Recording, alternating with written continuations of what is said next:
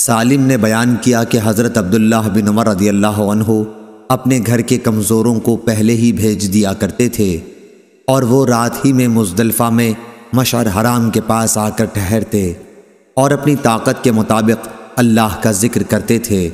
پھر امام کے ٹھہرنے اور لوٹنے سے پہلے ہی منی آ جاتے تھے۔ بعض تو منی فجر کی نماز کے وقت پہنچتے اور بعض اس کے بعد۔ جب منی پہنچتے تو کنکریاں مارتے، اور حضرت عبداللہ بن عمر رضی اللہ عنہ فرمایا کرتے تھے کہ رسول اللہ صلی اللہ علیہ وسلم نے ان سب لوگوں کے لیے یہ اجازت دی ہے۔ صحیح بخاری حدیث نمبر 1676۔ قتادہ نے بیان کیا اور ان سے انس رضی اللہ عنہ نے کہ نبی کریم صلی اللہ علیہ وسلم نے ایک شخص کو دیکھا کہ قربانی کا جانور لیے جا رہا ہے، تو آپ نے فرمایا کہ اس پر سوار ہو جا۔ اس نے کہا کہ یہ تو قربانی کا جانور ہے۔ آپ نے فرمایا کہ سوار ہو جا۔ اس نے پھر عرض کیا کہ یہ تو قربانی کا جانور ہے، لیکن آپ نے تیسری مرتبہ پھر فرمایا کہ سوار ہو جا۔ صحیح بخاری حدیث نمبر 1690۔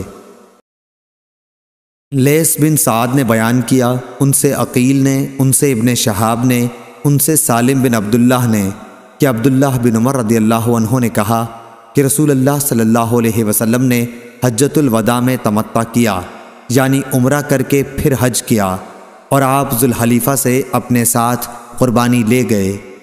حضرت صلی اللہ علیہ وسلم نے پہلے عمرے کے لیے احرام باندھا، پھر حج کے لیے لبیک پکارا۔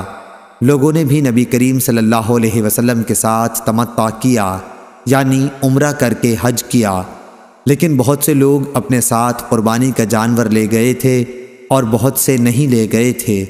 جب حضرت صلی اللہ علیہ وسلم مکہ تشریف لائے تو لوگوں سے کہا کہ جو شخص قربانی ساتھ لایا ہو اس کے لیے حج پورا ہونے تک کوئی بھی ایسی چیز حلال نہیں ہو سکتی جسے اس نے اپنے اوپر احرام کی وجہ سے حرام کر لیا ہے، لیکن جن کے ساتھ قربانی نہیں ہے تو وہ بیت اللہ کا طواف کر لیں اور صفا اور مروہ کی سعی کر کے بال ترشوا لیں اور حلال ہو جائیں، پھر حج کے لیے ازسر نو 8ویں ذی الحج کو احرام باندھیں۔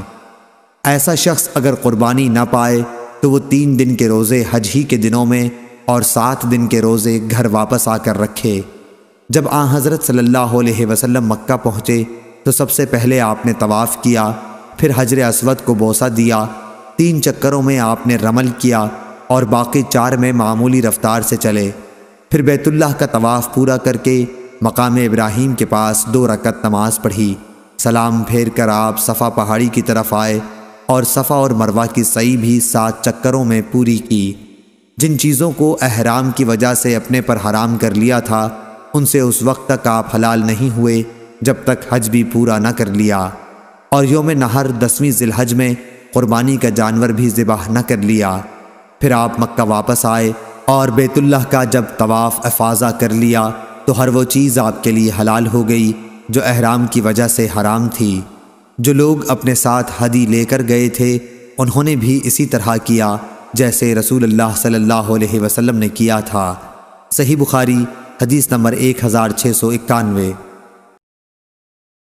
قاسم نے بیان کیا، ان سے ام المومنین حضرت عائشہ رضی اللہ عنہا نے بیان کیا کہ میرے پاس جو اون تھی اس کے ہار میں نے قربانی کے جانوروں کے لیے خود بٹے تھے۔ صحیح بخاری حدیث نمبر 1705۔ عبد الاعلیٰ نے خبر دی، انہیں معمر نے، انہیں یحییٰ بن ابی کثیر نے، انہیں اکرمہ نے، انہیں ابو ہریرہ رضی اللہ عنہ نے کہ نبی کریم صلی اللہ علیہ وسلم نے ایک آدمی کو دیکھا کہ وہ قربانی کا اونٹ لیے جا رہا ہے۔ آپ نے فرمایا کہ اس پر سوار ہو جا۔ اس نے کہا کہ یہ تو قربانی کا ہے، تو آپ نے پھر فرمایا کہ سوار ہو جا۔ ابو ہریرہ رضی اللہ عنہ نے کہا کہ پھر میں نے دیکھا کہ وہ اس پر سوار ہے اور نبی کریم صلی اللہ علیہ وسلم کے ساتھ چل رہا ہے اور جوتے کا ہار اس اونٹ کی گردن میں ہے۔ اس روایت کی مطابقت محمد بن بشار نے کی ہے۔ ہم سے عثمان بن عمر نے بیان کیا، ہم کو علی بن مبارک نے خبر دی، انہیں یحییٰ نے، انہیں اکرمہ نے اور انہیں ابو ہریرہ رضی اللہ عنہ نے نبی کریم صلی اللہ علیہ وسلم سے مثل سابق حدیث کے۔ صحیح بخاری حدیث نمبر 1706۔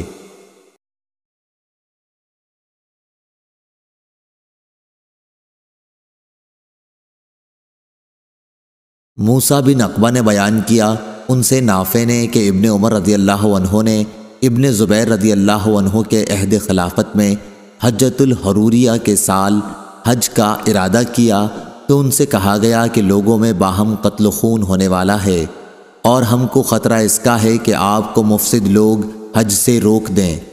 آپ نے جواب میں یہ آیت سنائی کہ تمہارے لیے رسول اللہ صلی اللہ علیہ وسلم کی زندگی بہترین نمونہ ہے۔ اس وقت میں بھی وہی کام کروں گا جو آن حضرت صلی اللہ علیہ وسلم نے کیا تھا۔ میں تمہیں گواہ بناتا ہوں کہ میں نے اپنے پر عمرہ واجب کر لیا۔ پھر جب آپ بیدا کے بالائی حصے تک پہنچے تو فرمایا حج اور عمرہ تو ایک ہی ہے۔ میں تمہیں گواہ بناتا ہوں کہ عمرے کے ساتھ میں نے حج کو بھی جمع کر لیا ہے۔ پھر آپ نے ایک ہدی بھی ساتھ لے لی جسے ہار پہنایا گیا تھا۔ آپ نے اسے خرید لیا یہاں تک کہ آپ مکہ آئے تو بیت اللہ کا طواف اور صفا مروہ کی سعی کی۔ اس سے زیادہ اور کچھ نہیں کیا۔ جو چیزیں احرام کی وجہ سے ان پر حرام تھیں ان میں سے کسی سے قربانی کے دن تک وہ حلال نہیں ہوئے۔ پھر سر منڈوایا اور قربانی کی وجہ یہ سمجھتے تھے کہ اپنا پہلا طواف کر کے انہوں نے حج اور عمرہ دونوں کا طواف پورا کر لیا ہے۔ پھر آپ نے کہا کہ نبی کریم صلی اللہ علیہ وسلم نے بھی اسی طرح کیا تھا۔ صحیح بخاری حدیث نمبر 1708۔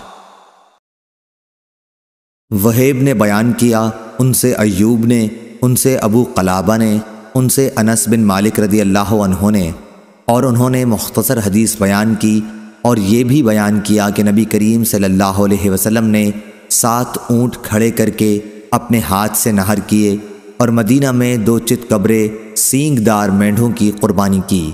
صحیح بخاری حدیث نمبر 1712۔ یزید بن زری نے بیان کیا ان سے یونس نے، ان سے زیاد بن جبیر نے کہ میں نے دیکھا کہ عبداللہ بن عمر رضی اللہ عنہ ایک شخص کے پاس آئے جو اپنا اونٹ بٹھا کر نہر کر رہا تھا۔